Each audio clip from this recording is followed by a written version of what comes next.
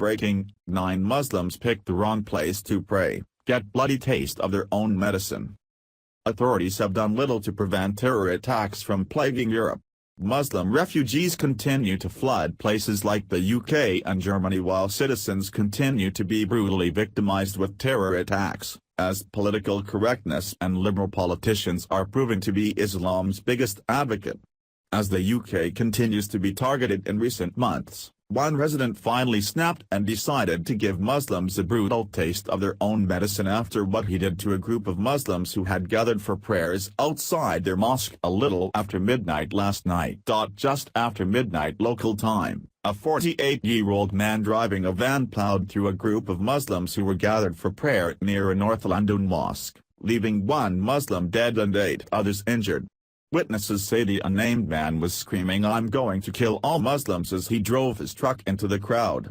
Another witness claimed that man said, "I did the job. I done my bit. I'd do it again, I'd do it again." People present who had witnessed the attack pounced on the man, holding him captive until authorities could get to the scene. The man has since been arrested, where he will now be brought up terrorism charges. The Telegraph reports.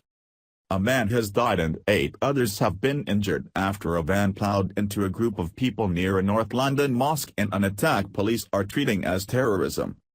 A 48-year-old man has been arrested on suspicion of attempted murder. 2 people hit by the van were said to be very seriously injured.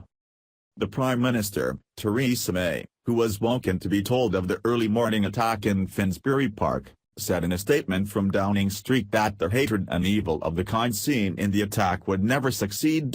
May said the attack had once again targeted the ordinary and the innocent going about their daily lives, this time, British Muslims as they left the mosque, having broken their fast and prayed together at this sacred time of year.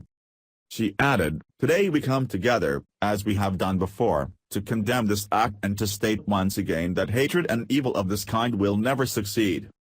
The attack was eerily familiar to what we've seen in recent months committed by Muslims. Videos and pictures surfacing of the chaotic scene show one man giving CPR to a victim in the street while another man with head trauma was treated with the makeshift dressing until emergency personnel could arrive. People in the area were screaming, as bloodstains were visible on the pavement. Muslims didn't appreciate getting a taste of their own medicine, and Muslims immediately began to scream hate attack and Islamophobia as details of the attack began to slowly trickle in. The Muslim Council of Britain even had the audacity to blame the attack on rhetoric of the far right, taking zero responsibility for previous terror attacks that made this man snap. We should make clear that if this attack is confirmed as a deliberate terrorist attack, then this should be classed as an act of terrorism. The British Muslim community requires all decent people to stand with us against this evil violence.